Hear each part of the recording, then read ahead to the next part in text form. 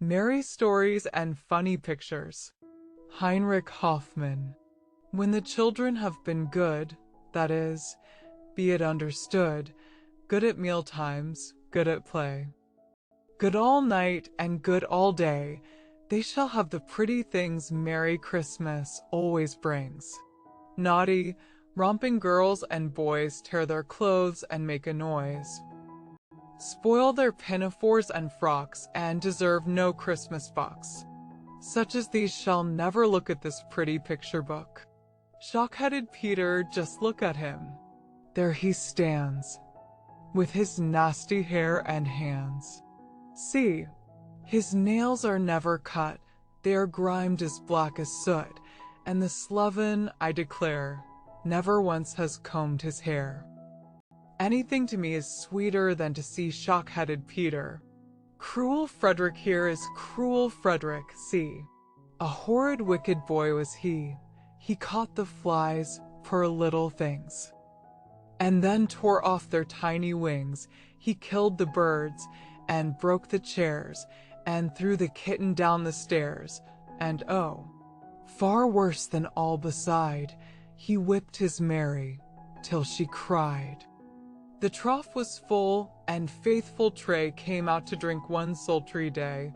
He wagged his tail, and wet his lip, when cruel Fred snatched up a whip, and whipped poor Tray till he was sore, and kicked and whipped him more and more.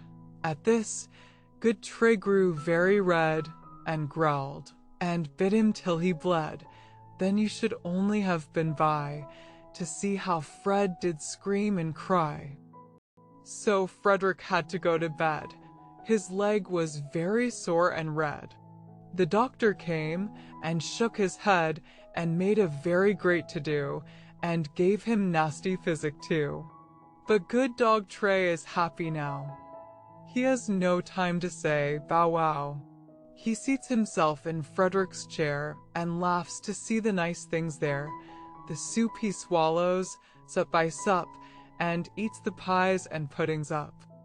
The dreadful story of Harriet and the matches, it almost makes me cry to tell what foolish Harriet befell. Mamma and nurse went out one day and left her all alone at play.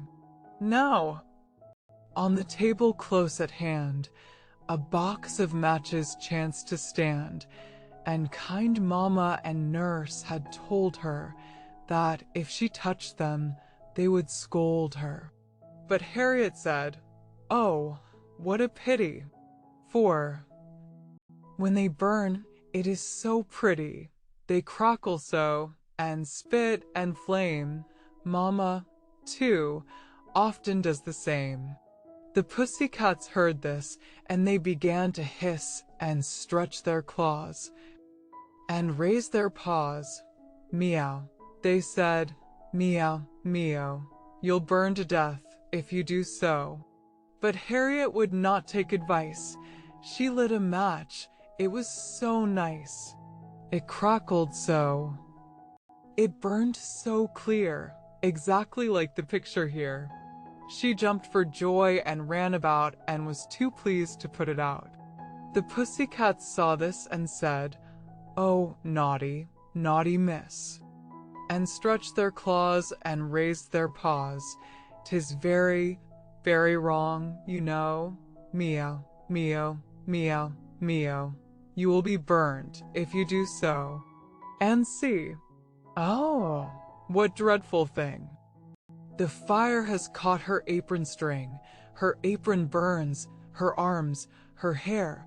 She burns all over everywhere." Then how the pussycats did mew. What else, poor pussies, could they do? They screamed for help. 'Twas all in vain. So then they said, "We'll scream again. Make haste, meow, meow. She'll burn to death. We told her so." So she was burnt, with all her clothes and arms, and hands and eyes and nose, till she had nothing more to lose except her little scarlet shoes, and nothing else, but these was found among her ashes on the ground. And when the good cats sat beside the smoking ashes, how they cried, "Meow, meow, meow, meow, what will Mama and Nissy do?" Their tears ran down their cheeks so fast. They made a little pond at last. The story of the Inky boys, as he had often done before. The woolly-headed blackamoor one nice fine summer's day went out to see the shops and walk about, and, as he found it hot, poor fellow, he took with him his green umbrella. Then Edward, little noisy wag, ran out and laughed and waved his flag, and William came in jacket trim, and brought his wooden hoop with him, and Arthur, too, snatched up his toys and joined the other naughty boys. So, one and all set up a roar, and laughed and hooted more and more, and kept on singing, "Only think, oh, Blackie, you're as black as ink." Now tall Agrippa lived close by, so tall he almost touched the sky. He had a mighty inkstand, too, in which a great goose feather grew. He called out in an angry tone, "Boys, leave the blackamoor alone, for if he tries with all his might, he cannot change from black to white." But, they did not mind a bit what great Agrippa said of it, but went on laughing as before and hooting at the blackamoor. Then great Agrippa foams with rage. Look at him on this very page. He seizes Arthur, seizes Ned, takes William by his little head, and they may scream and kick and call. Into the ink he dips them all, into the inkstand, 1, 2, 3, till they are black as black can be. Turn over now, and you shall see. See, there they are, and there they run. The blackamoor enjoys the fun. They have been made as black as crows, quite black all over, eyes and nose and legs and arms and heads and toes and trousers, pinafores and toys, the silly little inky boys, because they set up such a roar and teased the harmless blackamoor. The story of the man that went out shooting this is the man that shoots the hares. This is the coat he always wears, with game bag, powder horn, and gun. He's going out to have some fun. He finds it hard, without a pair of spectacles, to shoot the hare. The hare sits snug in leaves and grass, and laughs to see the green man pass. Now, as the sun grew very hot, and he a heavy gun had got, he lay down underneath a tree and went to sleep, as you may see. And while he slept like any top, the little hare came, hop, hop, hop, took gun and spectacles, and then on her hind legs went off again. The green man wakes and sees her place the spectacles upon her face, and now she's trying all she can to shoot the sleepy greencoat man. He cries and screams and runs away. The hare runs after him all day and hears him call out everywhere, "Help! Fire! Help! The hare! The hare!" At last he stumbled at the well, head over ears, and in he fell. The hare stopped short, took aim, and hark! Bang went the gun, she missed her mark. The poor man's wife was drinking up her coffee in her coffee cup. The gun shot cup and saucer through. "Oh dear," cried she, "what shall I do?"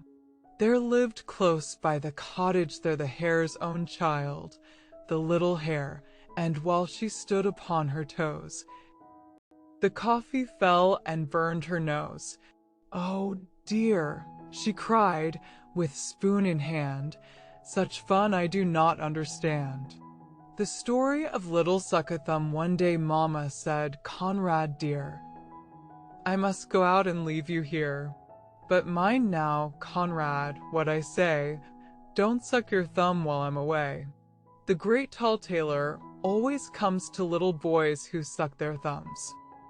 And ere they dream what he's about, he takes his great sharp scissors out and cuts their thumbs clean off, and then, you know, they never grow again. Mama had scarcely turned her back. The thumb was in, alack, alack. The door flew open and he ran, the great, long, red-legged scissor man. Oh! Children, see, the tailor's come and caught out little Suck-a-Thumb. Snip, snap, snip. The scissors go, and Conrad cries out, oh, oh, oh. Snip, snap, snip. They go so fast that both his thumbs are off at last. Mama comes home. There Conrad stands and looks quite sad, and shows his hands. Ah, said Mama, I knew he'd come to naughty little Suck-a-Thumb. The story of Augustus who would not have any soup. Augustus was a chubby lad. Fat ruddy cheeks Augustus had. And everybody saw with joy the plump and hearty, healthy boy. He ate and drank as he was told, and never let his soup get cold. But one day, one cold winter's day, he screamed out, take the soup away. Oh, take the nasty soup away. I won't have any soup today. Next day, now look, the picture shows how lank and lean Augustus grows. Yet, though he feels so weak and ill, the naughty fellow cries out still, not any soup for me, I say. Oh, take the nasty soup away. I won't have any soup today. The third day comes, oh what a sin, to make himself so pale and thin. Yet, when the soup is put on table, he screams as loud as he is able, not any soup for me, I say. Oh, take the nasty soup away. I won't have any soup today. Look at him, now the fourth day's come. He scarcely weighs a sugar plum. He's like a little bit of thread, and on the fifth day he was dead. The story of Fidgety Philip. Let me see if Philip can be a little gentleman. Let me see if he is able to sit still for once at table. Thus Papa bade Phil behave, and Mama looked very grave. But Fidgety Phil, he won't sit still. He wriggles and giggles, and then, I declare, swings backwards and forwards, and tilts up his chair, just like any rocking horse. Philip, I am getting cross. See the naughty, restless child growing still more rude and wild, till his chair falls over quite. Philip screams with all his might, catches at the cloth, but then that makes matters worse again. Down upon the ground they fall, glasses, plates, knives, forks and all. How Mama did fret and frown when she saw them tumbling down, and Papa made such a face. Philip is in sad disgrace. Where's Philip? Where is he? Fairly covered up, you see. Cloth and all are lying on him. He is pulled down all upon him. What a terrible to-do! Dishes, glasses, snapped in two. Here a knife and there a fork. Philip, this is cruel work. Table also bare.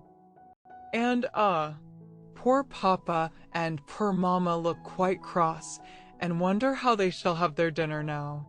The story of Johnny had an air as he trudged along to school. It was always Johnny's rule to be looking at the sky and the clouds that floated by, but what just before him lay, in his way, Johnny never thought about, so that everyone cried out, look at little Johnny there, little Johnny had an air. Running just in Johnny's way came a little dog one day.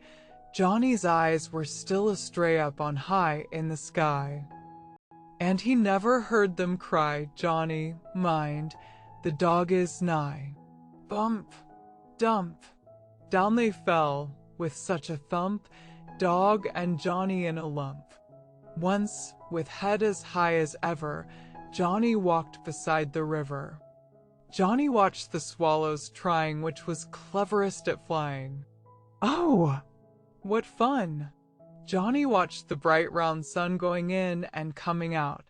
This was all he thought about. So he strode on. Only think.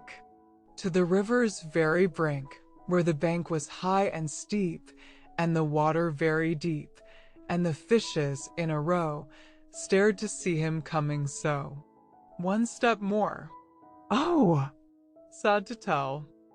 Headlong and poor Johnny fell, and the fishes, in dismay, wagged their tails and swam away. There lay Johnny on his face, with his nice red writing case, but as they were passing by, 2 strong men had heard him cry, and with sticks, these 2 strong men hooked poor Johnny out again. Oh! You should have seen him shiver when they pulled him from the river. He was in a sorry plight, dripping wet and such a fright. Wet all over, everywhere, clothes and arms and face and hair. Johnny never will forget what it is to be so wet. And the fishes, 1, 2, 3, are come back again, you see. Up they came the moment after, to enjoy the fun and laughter.